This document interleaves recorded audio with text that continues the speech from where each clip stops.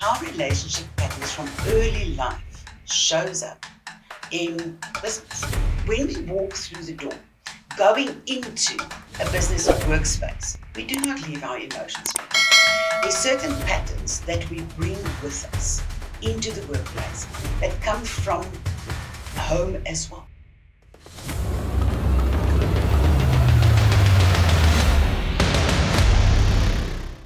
Hi, Christa here, and today you and I have an appointment. And today I want to talk about how relationship patterns from early life shows up in business, in the workplace, and how trauma-informed leadership can transform this trauma dynamics. Have you ever experienced that some teams just click?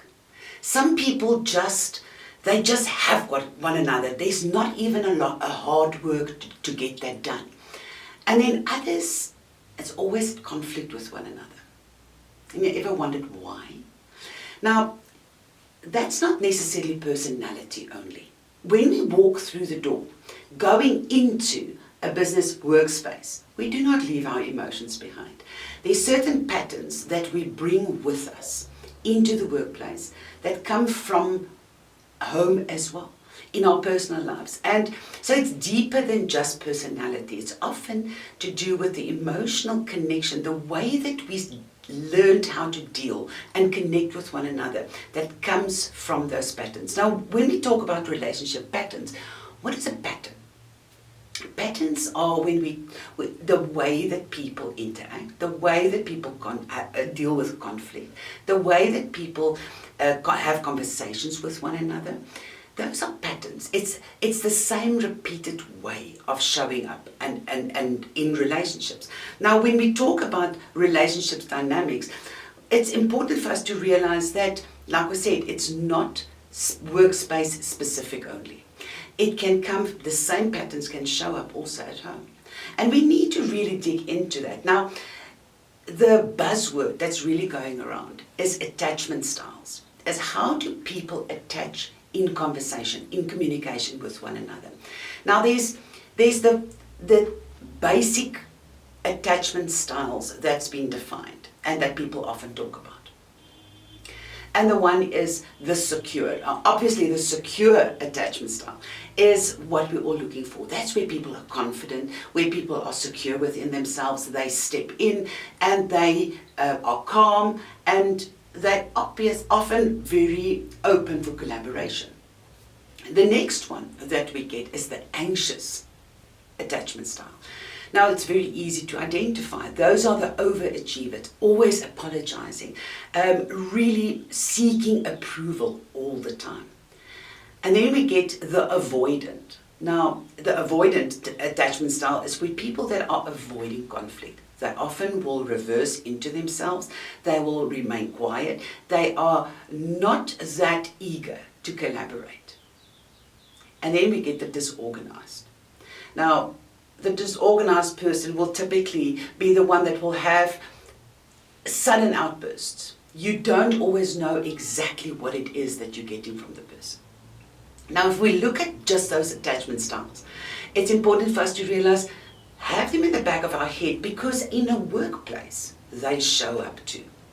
So we need to be able to identify what is going on, because this person is showing you a certain pattern of interacting, and we need to understand where it's coming from so that we can meet them and realize what it is that they're looking for.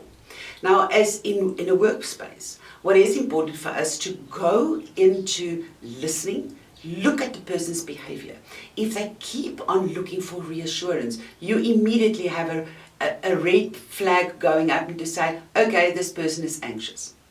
If the person is resisting certain, to give feedback, they are avoidant by nature. Now, why do I share all of this? It's so important for us to create trauma-informed leadership styles, cultures within our companies. And what does that mean? It means that you have the savvy, the EQ, and the relational intelligence to actually start listening to how this person is interacting. Create a safe space Create a space where they can say what they need to say, that they can voice it because they need reassurance that they are on the right track. Clear communication, clear instructions on what is expected of them. Give them feedback, give them recognition. Then start actually going into the person and make it safe for them to address their fears, to address their uncertainty. So we're talking about an emotional safety, psychological safety. When we realize what's going on, we identify within our team what is really the essence of what each individual brings.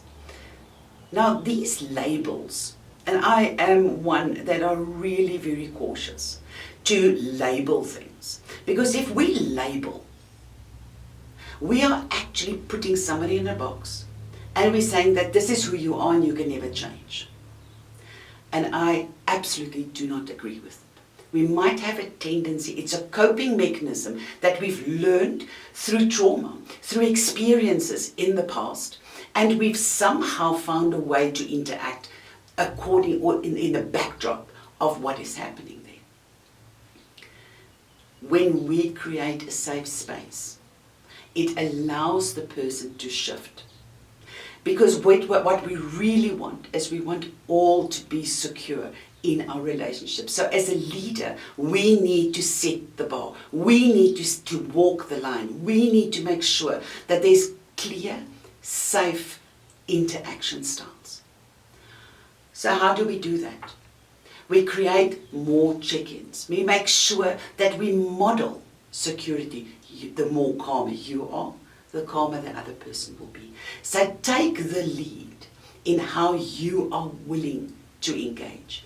And when we can start setting clear interaction, safe interaction space, you will see how the productivity increases, how the culture of the team increases. And when that happens, not only the individual, but also the company wins. That's a win-win for everybody. So we need to be aware. People are not robots. They come in with their own attachment styles. They come in with their own response styles. And we need to create the space safe enough so that they can bring forward the ultimate potential that they do have. We are more than the patterns that we've learned. We are more than the way we've interacted before. We want to open the door, really create that space.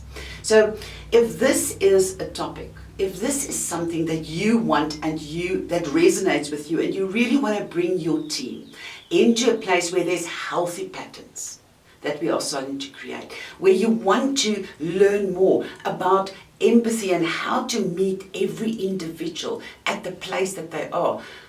And I can hear some people are actually starting to think, but this is a lot of work.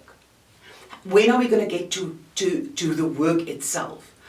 When we start paying attention to the way that we interact, and the person feels safe, and they know exactly what's expected of them, and they get validation, you will actually see how they will work faster, they will work smarter, and your team culture will improve.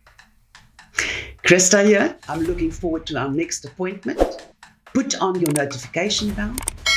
See you next time.